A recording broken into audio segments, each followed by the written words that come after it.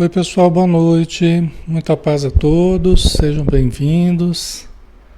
Alexandre Camargo falando, aqui de Campina Grande. Vamos iniciar, né? 8 horas e 1 minuto. Vamos a nós neste momento. Todos os irmãos e irmãs que estão em trânsito, que estão andando, que estão caminhando, que estão acamados, adoentados, que todos recebam a radiância da tua luz, mas principalmente os espíritos necessitados, aqueles que mais carecem de orientação, de alívio, de consolo e de paz. Que possa abençoá-los para que onde estiverem possam sentir a tua presença. Que assim seja, Senhor.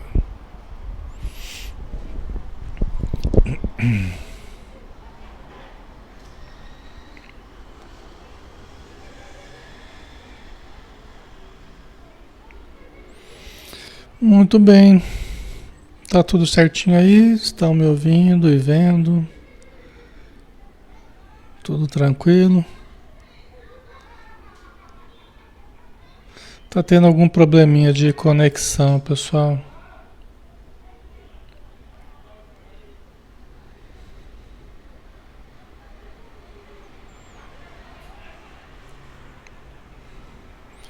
Espero que consigamos.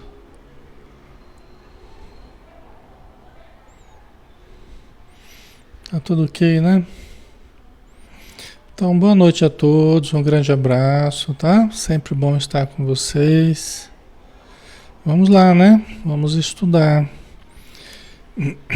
Tô só ajeitando aqui, que tá com um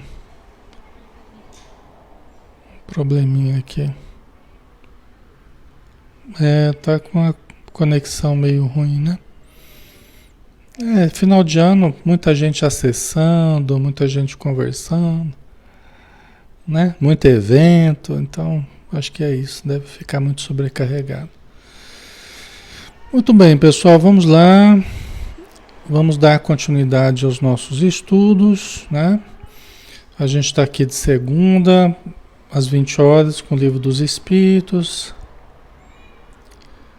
Terça-feira, os Mensageiros, às 20 horas. Quarta-feira, o livro Céu Azul, às 9 horas da manhã. Quinta-feira, Momentos de Saúde e de Consciência, às 20 horas. E sexta-feira, Missionários da Luz, às 20 horas também. Tá? Todos os livros que a gente estuda, né? Durante toda a semana. Aí nós fazemos hoje o Livro dos Espíritos, de Allan Kardec.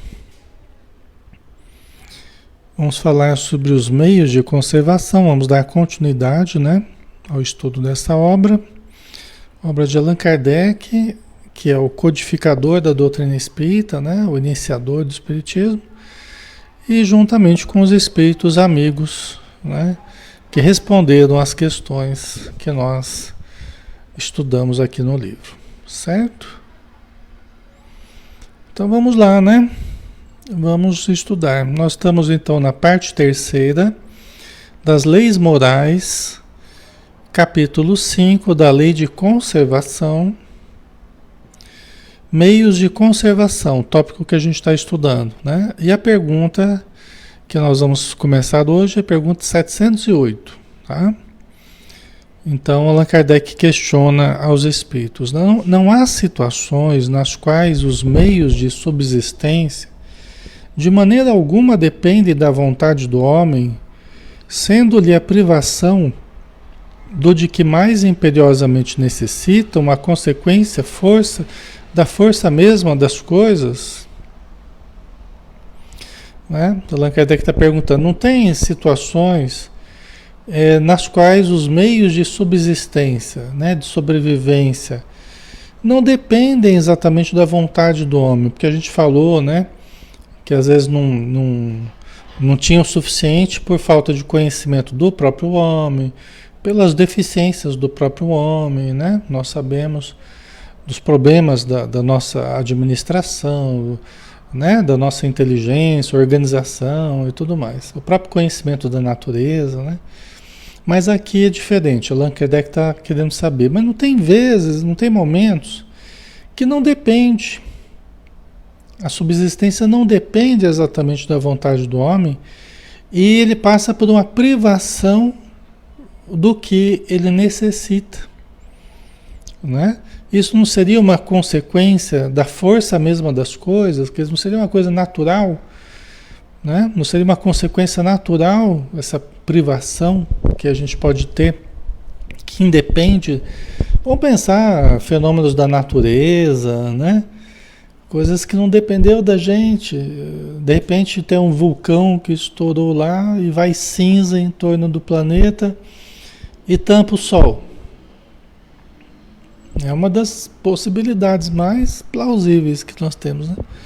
Aí tampa o sol e fica lá um bom tempo com a Terra, com cinza em torno da Terra, tampando o sol. Só isso aí já faria um estrago enorme, né? Nas plantações e em tudo, né? A falta do sol ali, né?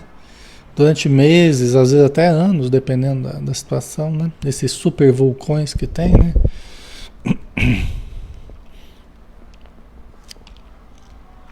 Então, Allan Kardec está querendo saber, não tem situações que essa privação é consequência mesmo da força das coisas, né? Vamos ver. É isso uma prova, muitas vezes cruel, que lhe compete sofrer, e a qual sabia ele de antemão que viria a estar exposto. Então, os Espíritos dizem, isso às vezes é uma prova, muitas vezes cruel, né? Cruel assim, não que Deus seja cruel, não que, né? Mas é difícil, uma prova difícil, uma prova dolorosa, frequentemente uma prova coletiva, né?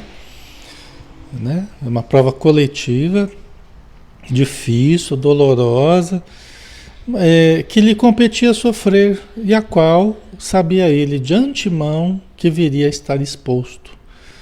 Né? Nem sempre, é lógico que nós vamos saber de antemão as provas que iremos passar, né? Ainda mais se a gente não tem muita elevação, se a gente não tem muito acesso à informação no plano espiritual, a gente às vezes a gente reencarna até sem saber o que vai passar direito, né?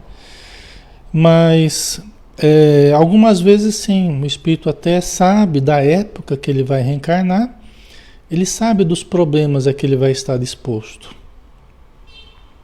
Ele tem noção do que está para ocorrer, uma explosão solar, né? Que vai cozinhar as telecomunicações, que vai ser um desastre, um super vulcão, uma época de tsunami, uma época de, né, de extremo calor, do extremo frio, né? Então ele sabe, né? Se ele sabe o mínimo da programação dele, ele sabe mais ou menos o que ele vai enfrentar, né? Tá? Aí continuando a resposta, né? Seu mérito, então, consiste em submeter-se à vontade de Deus, desde que a sua inteligência nenhum meio lhe faculta de sair da dificuldade, né?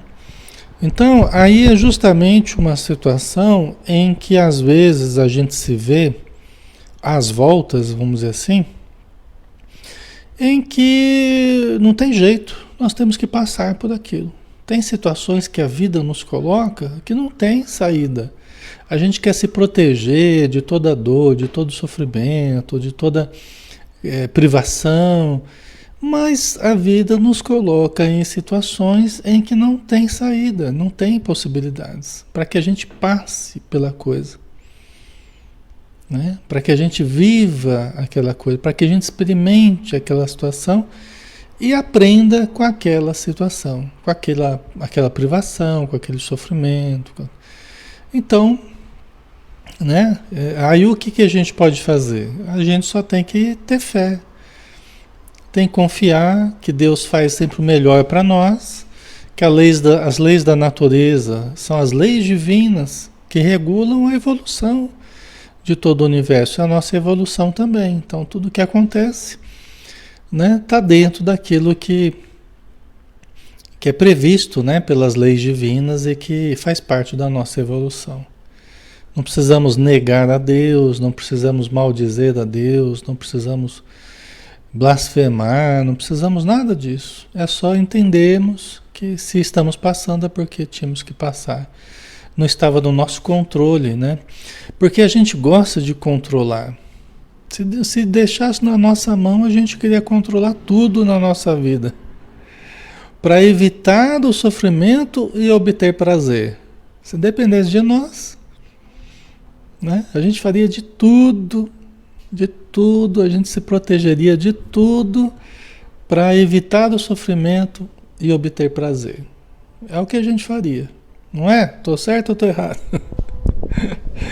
Vocês aí, né? É o que a gente faria, né?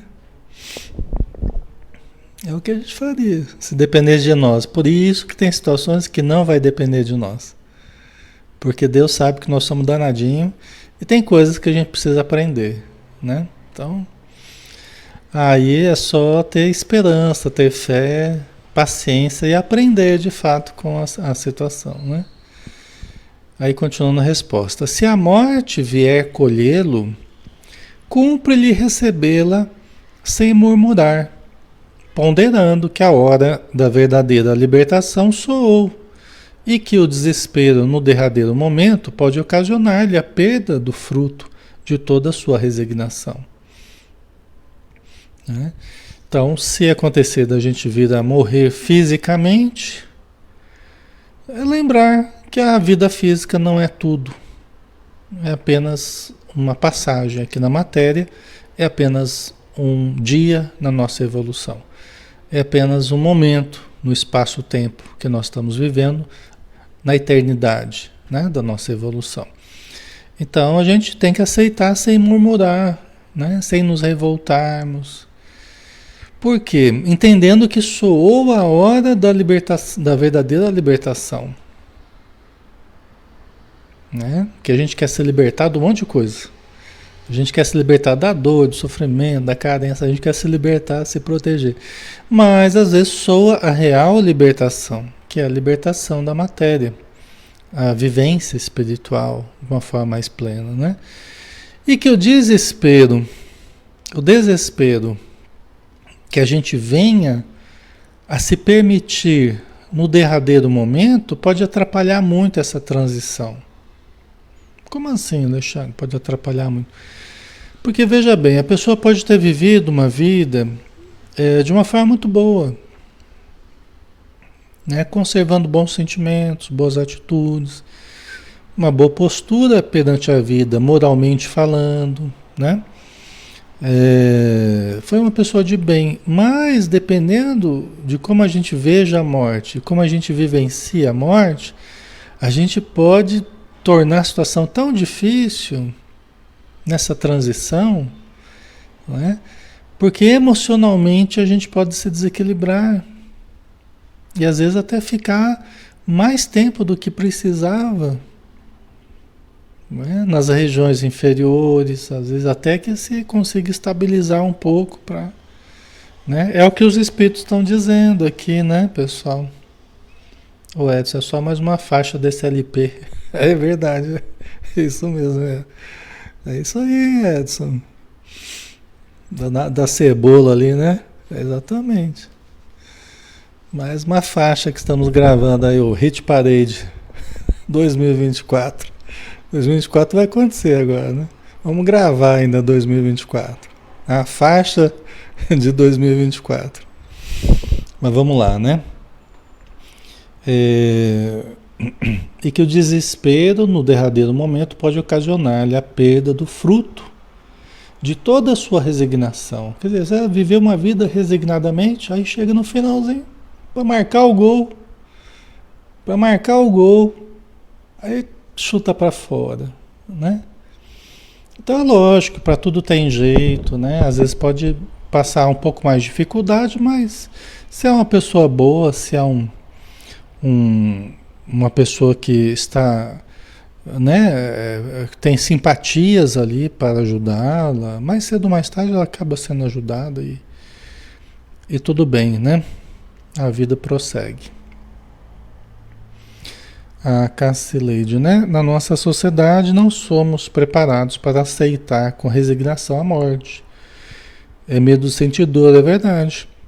É isso mesmo. É, é isso mesmo, né? A gente, pelo contrário, a gente pinta a morte com coloração assustadora. Culturalmente, a gente pintou a morte mais do que era, entendeu? A gente pintou a coisa mais assustadora do que era. Os espíritos falam pra gente, não era para tanto, né? Eu acredito que é mais assim, o que gerou mais essa celeuma em torno da morte, essa coisa assim apavorante, culturalmente, eu acredito que é mais devido às consequências negativas de uma vida negativa.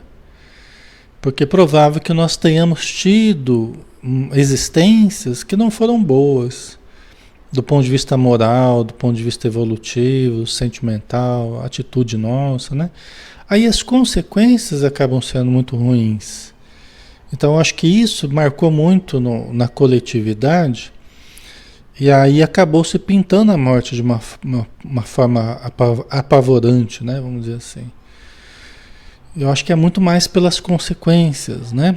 Só que aí, né? Então, se é isso, vamos lá, vamos trabalhar, fazer o bem, né? Vamos procurar viver de uma forma mais condizente com o que a gente tem estudado e vamos confiar em Deus, né?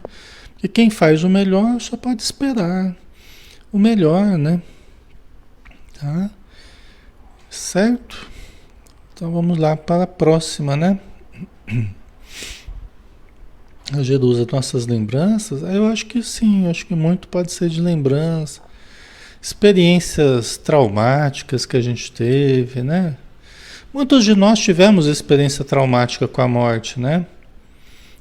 Tem várias, eu não vou nem ficar citando aqui para não ficar despertando coisas em vocês, mas muitos já tivemos, porque nós tivemos tantas desencarnações, né? E o momento da desencarnação é um momento importante, porque é um momento significativo, né? E que acaba ficando marcado também emocionalmente, no registro emocional do que a gente tenha vivido, né? Dos sofrimentos, dores e tal. Então, né? Acredito que essas lembranças, elas pesam bastante também, né? Mas, né, o conhecimento novo, a atitude nova, confiança, fé, entendimento, né, boa sintonia, isso tudo deve falar mais alto para a gente hoje, né, do que os aspectos negativos, tá? Então a pergunta 709, né? Ainda no meio de conservação. Terão cometido crime os que, em certas situações críticas, se viram na contingência de sacrificar seus semelhantes para matar a fome? Eita, isso aqui eu me desviei, isso aqui mais para trás lá ressurgiu uma parecida aqui, da mesma família aqui, né?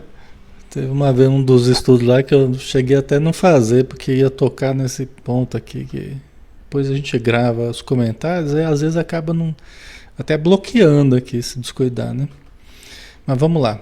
Terão cometido crime os que, em certas situações críticas, se viram na contingência de sacrificar seus semelhantes para matar a fome? Vixe Maria. Se houve crime, não teve este a atenuá-lo a necessidade de viver, que resulta do instinto de conservação? Quer dizer, é uma coisa meio drástica aqui, né? Pode acontecer? Pode. Podemos até ter vivido essa situação, podemos, né? E aqui está perguntando, Allan Kardec está perguntando se teria sido crime, né? Ele quer analisar a questão moral que envolve aqui, né? E você ter que sacrificar alguém para matar a fome, quer dizer, é uma situação bem drástica, né? Terrível. Vamos passar meio rapidinho aqui, para sair dessa vibe aqui. Já respondeu porque já teve outra pergunta para trás, né? Já respondi quando disse que há mais merecimento em sofrer todas as provações da vida com coragem e abnegação. Em tal caso, há homicídio e crime de lesa natureza, falta que é duplamente punida. Né? Então, tá bem caracterizado aqui, né? Já respondi quando disse que há mais merecimento em sofrer, quer dizer, não é que tudo, não é que vale qualquer coisa para manter a vida, né? O instinto de conservação nosso, existem limites morais para isso, né? Então o Espírito está justamente falando aqui sobre esses limites morais aí, né? Não vale qualquer coisa. Ah, eu tenho que sobreviver, então vale qualquer coisa, não, né? Então, há mais merecimento em sofrer todas as provações da vida com coragem e abnegação. Em tal caso, há homicídio e crime de lesa natureza, falta que é duplamente punida, né? Quer dizer, você está cometendo um crime, logicamente, porque se você está assassinando alguém para se alimentar, quer dizer, é terrível, né? É uma situação realmente, né? Então, moralmente, não justificaria uma coisa dessa, né? Tá? Aí pergunta 710, né? Nos mundos de mais apurada organização, têm os seres vivos necessidade de alimentar-se? Né? Nos mundos de mais apurada organização, têm os seres vivos necessidade de alimentar-se? O que vocês acham, pessoal? Nos mundos mais bem organizados, né? Imaginemos mundos aqui, a princípio, imaginemos mundos, planetas mais evoluídos, né? Sociedades mais evoluídas, né? Nos mundos de mais apurada organização, tem os seres vivos necessidade de alimentar-se, quer dizer, são seres vivos, né? Da Terra, né? Ou de algum outro lugar mais evoluído, vamos dizer assim, né? Nos mundos de mais apurada organização, tem os seres vivos necessidade de alimentar-se? Eu vejo que está dividido aqui, uns acham que sim, outros acham que não, né? A Selma está dizendo que eles se alimentam de luz, né? Outro dia eu estava falando para vocês, né, dos missionários da luz, que o Alexandre, né, falava que do muito do ar que nós respiramos, dos litros de ar, de oxigênio que nós respiramos todos os dias, se nós conseguíssemos fixar num grama, alguns gramas por dia de nitrogênio, que os seres vivos não conseguem, né? Só a bactéria do feijão consegue retirar do ar o nitrogênio, né? Ele fala que todo o problema de alimentação no planeta estaria resolvido de uma hora para outra. Porque nós não precisaríamos nos alimentar de alimentos. O nosso próprio organismo, através da respiração, nós absorveríamos o nitrogênio que nós precisamos, né? Então, a gente falava sobre isso, né, no outro estudo lá. Só que nós ainda não chegamos lá, né? Então, pode haver uma mutação no meio desse caminho e nós podemos vir a não precisar mais. Aí o próprio problema de lixo estaria resolvido, problema de produção. Só que hoje, para nós, os trabalhos relativos à produção, os problemas relativos a lixo, os problemas relativos a um monte de coisa, ainda fazem parte das nossas necessidades, entendeu? Faz parte do nosso jogo da vida ainda aqui, né? Por isso que não foi permitido ainda essa mudança, né? Por isso que não foi permitido, porque seria uma mudança total na economia do planeta. Por isso que essas coisas assim muito apocalípticas, no sentido de, né? Coisas muito radicais, assim. O pessoal faz previsões muito apocalípticas assim, para o futuro, para 100, 200 anos. Isso não condiz muito, porque existem soluções aguardando a nossa sociedade, a evolução da nossa sociedade, que nós nem sabemos ainda. Porque a nossa cabeça é tão limitadinha, tão precária, que nós não sabemos os planos que a espiritualidade tem para nós, para a nossa sociedade, para a nossa melhoria. Então, com o tempo, a gente vai saber, né? Com o tempo, nós vamos Com o avanço moral, vai ser permitido mudanças substanciais no nosso perispírito, no nosso corpo físico, na nossa economia, na nossa produção, em tudo, em todos os aspectos, né? Então são coisas que nós precisamos alcançar ainda, a evolução, o mérito. Precisamos alcançar o mérito para termos essa mutação, né? Então vai chegar um dia que tudo isso vai ficar para trás, vai ser coisa do passado, né? Todas essas lutas nossas, né? Essas lutas, né? Essas coisas difíceis de resolver, tudo isso vai estar resolvido, né? De uma maneira muito mais simples do que a gente imagina, tá? Então, nos mundos de mais apurada organização, têm os seres vivos necessidade de alimentar-se? Tem. Mas seus alimentos estão em relação com a sua natureza, ou seja, com o seu organismo, com o mundo que está vivendo, com as suas tarefas, né? Tais alimentos não seriam bastante substanciosos para os vossos estômagos grosseiros, assim como os deles não poderiam digerir os vossos alimentos. Tudo em proporção adequada, né? Então, eles também se alimentam, assim como no plano espiritual, a gente não tem falado, né? Os espíritos não têm, o André Luiz não fala da alimentação no plano espiritual, só que é uma alimentação mais sutil, é diferente daqui e tal, mas tem alimento, porque é um ser vivo, é alguma coisa, o espírito é algo, é um ser físico, um organismo mais sutil, mas é alguma coisa. Precisa de energia, para funcionar, né? Então, os mundos mais evoluídos, eles têm sim os seus alimentos, só que em relação ao seu corpo, não é? O que para os nossos estômagos é necessário, para os deles não. O que a gente comeria de alimento deles, para nós não faria nem cosquinha, né? Porque se fosse comer a comida deles, para nós não ia ter sustância, né? E eles, se fossem comer dos nossos alimentos, eles não iam conseguir, porque seria muito pesado para eles, né? Seria uma feijoada dupla. Ai, ai. Então vamos lá, né? Eles teriam dificuldade para digerir. Aí ia dar um revertério. Ia dar um revertério no ET lá, no extraterrestre lá, ia dar um piripaque lá. Então vamos para o gozo dos bens terrenos, tá? Que é o próximo item dentro da lei de conservação. Pergunta 711, né? O uso dos bens da terra é um direito de todos os homens?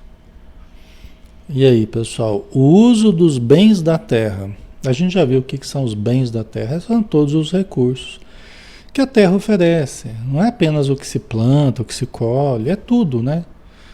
Já foi explicado isso algumas perguntas atrás. O uso dos bens da terra é um direito de todos os homens? E todos nós temos usado os bens da terra? Vocês acham que sim ou não? Vamos ver a pergunta dupla aqui, né? Uma do Kardec, outra minha aqui para vocês. Esse direito é consequente da necessidade de viver. Deus não imporia um dever sem dar ao homem o meio de cumpri-lo. Né? Quer dizer, está afirmando que sim, é um direito dos seres humanos, porque eles têm uma necessidade. Deus deu uma necessidade para os homens, é uma necessidade que nos faz nos mover, porque o que nos move é a falta, tá? O que nos move é a falta. É porque nós sentimos falta das coisas, é isso que nos faz mover, é isso que nos faz evoluir. Que a gente está sempre sentindo falta de algo. A gente expressa essa falta através da fala, dos nossos movimentos, dos nossos trabalhos, das nossas buscas, porque nós estamos sempre tentando desfazer certas faltas, tá? Certas coisas que a gente precisa, que estão faltando, certas insatisfações, né? Então, esse direito é consequente da necessidade de viver. Deus não imporia um dever sem dar ao homem um meio de cumpri-lo, né? Então, ao mesmo tempo que a gente tem certas necessidades advindas de faltas que a gente tem de alimento, então a gente vai buscar, a gente sente fome, a gente sente frio, a gente sente dor, então a gente é movido pela necessidade de desfazer esses mal-estares, né? E gerar um prazer, né? Um bem-estar. Só que para isso a gente precisa do uso dos bens da terra, né? Então é um direito que a gente tem de buscar os bens, de usar, né? Com a respectiva consciência que a gente tenha, né? De como fazer isso, que vai se aprimorando também. Como é que a gente faz para bem utilizar os bens da terra, né? Tá?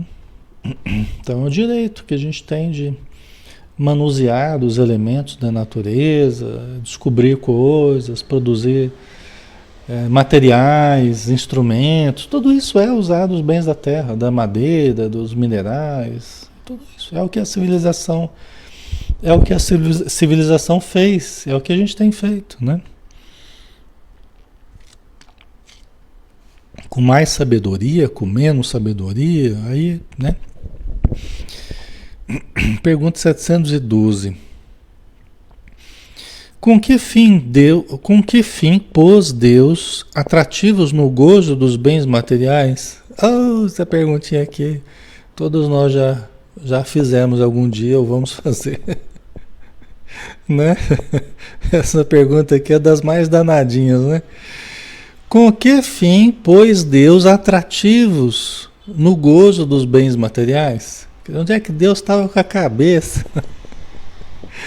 Que ele colocou no gozo dos bens materiais, ele pôs um atrativo, né? No comer, no sexo, né? E em várias outras situações aí, né? Então, com que fim? Allan Kardec está perguntando, com que fim pôs Deus atrativos no gozo dos bens materiais, né?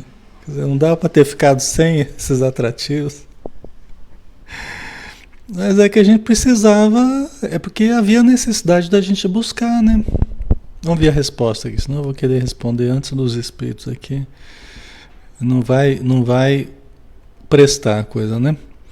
Olha lá, para instigar o homem ao cumprimento da sua missão e para experimentá-lo por meio da tentação. Então vamos lá, né? Vamos lá. Vamos por partes, né? Então vamos pegar, já que a gente falou em questão sexual, vamos falar do sexo então, tá? Tampem os olhos das crianças. Tampem os olhos e os ouvidos das crianças, nós vamos falar de sexo. Tô brincando, tá, pessoal? Pode as crianças ficar aí. Então veja bem, esteve conosco desde o comecinho até agora. Está conosco. Permeou toda a nossa vida. Proporcionou a reencarnação continuamente. Porque nenhum de nós veio trazido pela cegonha, né? Então, todas as encarnações tiveram a participação sexual. Tiveram as funções sexuais. Todas. Não é? Melhor ou pior, com mais prazer, com menos prazer, com dor, com sofrimento, com tudo, né? Que a gente imaginar. Mas, por quê? Porque é uma força muito poderosa. É uma força muito poderosa. Não é à toa que os espíritos, inclusive nos missionários da luz, nós vamos estudar um pouco mais ainda essa questão, que nós vamos falar de reencarnação no livro do André Luiz, né, dos missionários. E é das coisas mais sublimes que existe, das forças mais poderosas que existe, Tanto que ela impulsionou toda a nossa evolução. Ela permeou, ela propiciou os estímulos. É tão poderoso esse estímulo que vem nos fazendo nos mover e as civilizações aí se sucedendo ininterruptamente ao longo desses milhares e milhares de anos. Entendeu? Então, veja bem, para atingir o homem ao cumprimento da sua missão. Quer dizer, sem essa força sexual, não teria o que nós estamos vivendo hoje em termos de civilização, de aprimoramento, de tecnologia, de livros, de cursos, de tudo. Não teria nada disso, não teria essa evolução. Só foi possível devido a essa força, junto com várias outras coisas, né? Mas para instigar o homem ao cumprimento da sua missão e para experimentá-lo por meio da tentação. Aí entra o aspecto assim, ainda da questão sexual, tá? Que é uma das grandes forças, né? Mas vamos pensar assim, nos guiou, nos propiciou todo esse período de evolução. Está conosco e vai continuar estando conosco aí séculos afora, aí, a gente não sabe por quanto tempo, né? Só que também, à medida que nós vamos avançando moralmente, à medida que nós vamos avançando intelectualmente, à medida que nós vamos avançando sentimentalmente, nós vamos também sentindo a necessidade de aprimorar a nossa vivência sexual. Aí surgem as disciplinas da força sexual, disciplinas morais, afetivas, né? Por isso que ele fala, os espíritos falam aqui, para experimentá-lo por meio da tentação. A vida monogâmica, o aprofundamento das relações, né? Fechando com uma única pessoa, para que haja uma vivência comum, né? Mais ampla, mais aperfeiçoada. Então, tudo isso hoje nós temos necessidade. E podemos ser testados, né? Tentados e testados para que nós realmente aprimoremos o nosso lidar com essa força sexual, né? Tá, pessoal? E um monte de burradas, né, João Franco? Exatamente, né? É uma área onde nós pintamos e bordamos, digamos assim, tá? É uma área, envolve a força vital, né, daí? E por isso é tão importante, porque é força vital, né? É uma área que nós pintamos e bordamos ao longo dos milênios aí. As paixões, as traições, tudo que a gente imaginar, pessoal, os crimes passionais, tudo envolve essa questão. Né? Os livros estão cheios de casos aí do passado, né? A humanidade até hoje sofre consequências do desequilíbrio nesse campo sexual / afetivo, né? Certo? Ok, né? Então nós precisamos hoje não estarmos apenas ao sabor dos instintos. Hoje nós somos chamados a administrar essa força com sabedoria, com amor, né? Com renúncia de algumas formas, né? Tá? Aí tem a subpergunta, que Allan Kardec ainda não estava satisfeito aqui com a resposta, né? A subpergunta, qual é o objetivo dessa tentação? Né? Por que raios Deus colocou essa gostosura no bolo de chocolate? Né? Vamos dizer assim. Por que raios... Por que raios doce engorda? Ou uma bela macarronada engorda? Ou um pãozinho gostoso também, né? Por que raios Deus foi fazer uma coisa dessa? Foi um dos grandes erros de Deus. Ai, ai. Tô brincando, hein, pessoal? Não é? Mas a gente se pergunta, né? Puxa vida, por que justamente essas coisas, né? A gente gostaria que não engordasse, a gente gostaria que... né? Vamos lá. 712. A. Qual o objetivo dessa tentação? Desenvolver-lhe a razão que deve preservá-lo dos excessos. Olha só. Desenvolver-lhe a razão. Quer dizer, a gente vai chegando à conclusão, a gente vai observando, a gente vai hoje usando a ciência, a gente vai hoje percebendo os resultados, deduzindo algumas coisas, a gente vai notando que os excessos, os abusos, tudo que acaba sendo demais vai deformando o nosso corpo, vai deformando o nosso caráter, vai deformando os nossos relacionamentos, tudo que for excessivo, tudo que tiver um desequilíbrio vai gerar problemas na nossa vida. Então a nossa razão vai compreendendo isso, não é? Nós vamos entendendo que os excessos de tudo acabam sendo prejudiciais, certo? E que nós devemos nos preservar dos excessos. Não quer dizer que você não pode fazer isso, não pode fazer aquilo, não pode comer chocolate, ou um bolo de chocolate, ou uma torta, ou a questão sexual. Não quer dizer que você está privado de... A não ser em situações críticas, né? De doença, de vício mesmo, né? Que às vezes a pessoa tem que se privar, porque senão ela não tem domínio sobre a coisa, né? Mas aprender a equilibrar o uso. As leis divinas, elas são feitas para a gente aprender o equilíbrio. Né? O equilíbrio em tudo. Né? Ter limites, o trabalho, o limite do repouso, o limite do sono, o limite do lazer, o limite do exercício físico, o limite do exercício mental. Tudo que for demais vai dar problema. Então, os limites são importantes e a gente vai tendo consciência desses limites e nós vamos dando a cada uma das áreas aquilo que ela necessita, nem mais nem menos, para que não seja nem a falta e nem o excesso. Tá? Isso não é uma coisa tão fácil, mas também não é tão difícil. Só precisamos um pouco de reflexão, um pouco de autoobservação, um pouco de estudo, né? Certo, pessoal? Tá? Vou parar de falar de comida aqui, porque você já deve estar ficando com fome já, né?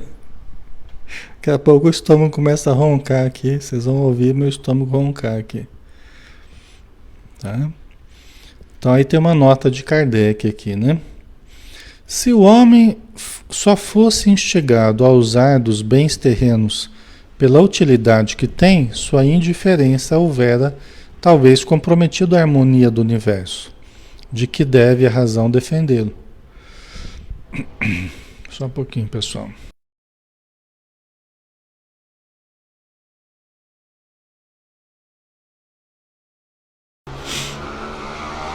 Não é? Então as coisas têm a sua utilidade, geram prazer, nutre de alguma forma, tal. Só que nós não podemos ser movidos só pelos prazeres, só pelo que a gente quer, do jeito que a gente quer, na hora que a gente quer. Não dá, né? Não dá nem para nós, nem para o meio em que a gente vive também.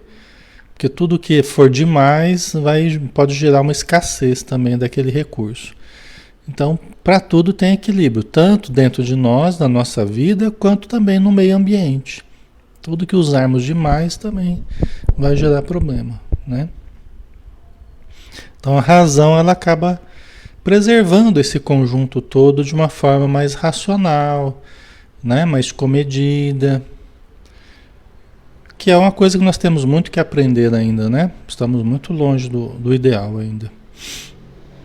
Aí continua Kardec. Deus imprimiu a esse uso o atrativo do prazer, porque assim é o homem impelido ao cumprimento dos desígnios providenciais. E isso desde dos bichinhos, dos insetos, que eles são atraídos um para o outro, entendeu? há trocas químicas, há questões físico-químicas envolvidas, entre aspas, há um prazer, né? Há um benefício envolvido, né? Nessa conjugação de forças positivas e negativas, masculinas e femininas, né? Essas duas polaridades que acabam provocando a fecundação. Então, Deus colocou em tudo esse atrativo. No reino animal, em tudo há essas trocas, né? Essa sincronia, em tudo. E tudo tem benefícios com isso, né? Então, e com o homem também, né? O homem é impelido ao cumprimento dos desígnios providenciais. Então nós nos alimentamos, nós respiramos, nós ingerimos, nós recebemos energias e tal, e nós produzimos a nossa força vital. Os nossos órgãos, porque lembra que você junta o espírito e perispírito junto com o corpo físico, né? Você faz essa conexão junto com os órgãos vitais e você começa a produzir a força vital. Isso está no próprio Livro dos Espíritos. A força vital é produzida da associação do elemento espiritual com o elemento material. Aí você junta os dois, você tem a produção da força vital, que é resultante da atividade dos órgãos, né? E essa força vital é um fluxo constante. Então as forças sexuais, elas são forças constantes. As forças vitais são constantes, né? E o homem é impelido por força do acúmulo dessa energia, dos instintos, né? Então, se ele tem privações no campo sexual, ele vai ficando com vontade, vai ficando com vontade, vai ficando com... As carências, quando não são desfeitas, elas vão aumentando, elas passam a predominar. Para quê? Para que a gente se mova no sentido de satisfazê-las. Assim tem sido ao longo dos milhares de anos, o que nos leva ao conúbio sexual e a reprodução, e tem sido assim. Em todas as espécies, tem sido desse jeito, essa força aí, danadinha, né? Tá? A alimentação também, a gente vai tendo privações, vai aumentando na nossa mente, tanto que você só pensa em comida. Meu Deus do céu, esse jejum aqui que eu estou fazendo, né? Tá me deixando louca, né? Porque você começa só a pensar naquilo, né? Só pensar em comer. Porque é a ação do instinto, né? É a ação do o instinto que está sentindo falta ali daqueles nutrientes e quer sanar essa falta, né? Então, por isso que Deus colocou o atrativo do prazer para que a gente seja movido a desfazer essa carência, né? Além disso, porém, dando aquele uso, esse atrativo, quis Deus também experimentar o homem por meio da tentação, que a gente já viu, né? Que o arrasta para o abuso, de que deve a razão defendê-lo, né?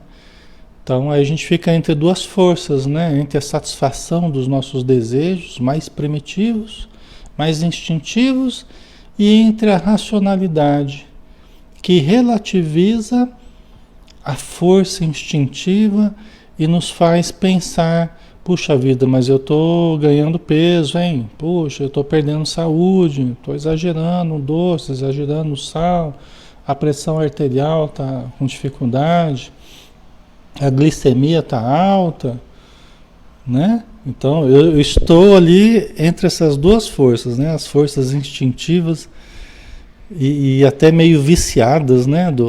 Das encarnações passadas e até dessa encarnação, e a racionalidade nos chamando para uma vivência mais saudável, agora com entendimento, o entendimento mais lúcido de como é que funciona o corpo humano, como é que funciona os nossos hormônios, os neurotransmissores, né? Aí a gente fica aí nessa luta aí, né? Com a balança, com as roupas, né? Aí pergunta 713. Traçou a natureza limites aos gozos? Você vê que o assunto hoje tá bom, hein? Hoje está palpitante. Traçou a natureza limites aos gozos? As leis divinas expressas na natureza, aquele falou, traçou a natureza, limites aos gozos? A natureza traçou algum limite para gente? Ou não? Tem algum limite?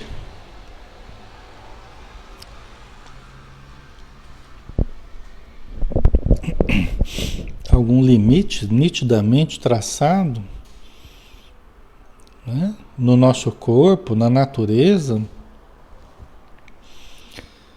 Traçou a natureza limites aos gozos? A gente quer alguma coisa, mas a natureza traçou algum limite? Né? Vamos ver a resposta?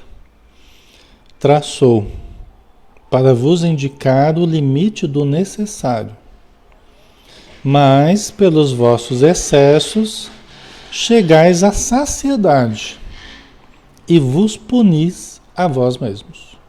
Olha que interessante. Isso aqui é uma das coisas mais interessantes que existe na vida.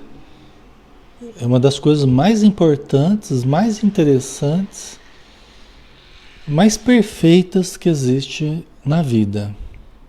Porque aqui a gente precisa entender a lei divina que está expressa na nossa biologia, na física, em tudo na nossa vida, no nosso corpo, né? Nas nossas células, né? No ambiente em que a gente está vivendo. Então, assim, qual que é o limite aí? É o limite do que a gente precisa, do que é bom pra gente e do que do que a gente não precisa. Já é desnecessário e já é abusivo. Diga-se de passagem. Entendeu? Então, a natureza, ela foi estruturada para funcionar perfeitamente. Nós é que normalmente desnaturamos as coisas. Nós é que viciamos as nossas células. Nós é que desarmonizamos nosso perispírito ao longo das encarnações. Porque a natureza, ela foi estruturada para um bom funcionamento.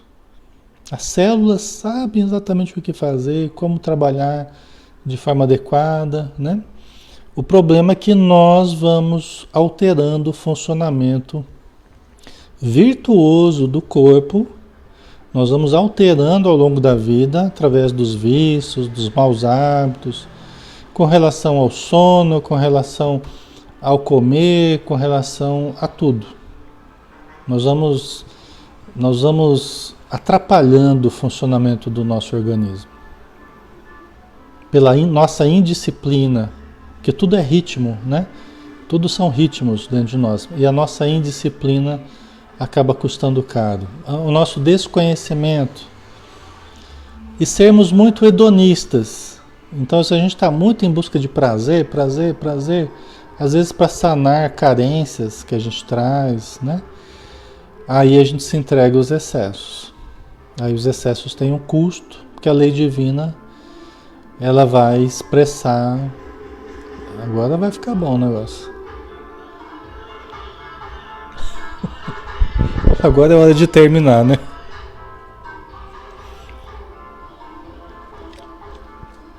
Certo? Se ouvir som muito alto, vai dar problema no ouvido. Não é? O excesso, você coloca o fone de ouvido lá, ou no carro, lá, estourando, vai dar problema na audição. Você vê que coisa, né? Tudo que a gente fizer de errado vai ter consequência. Só que assim, o que a gente faz de errado insistentemente, que a lei divina, ela é misericordiosa, indulgente, ela vai, né, vai levando a gente numa boa. Mas se a gente insiste no erro, aí vai virando patologia, aí vai virando desajuste mesmo. Tá? Se a gente teima na coisa errada, aí dá problema. Vou dar uma paradinha, pessoal. Vamos. Depois a gente continua, né? Vamos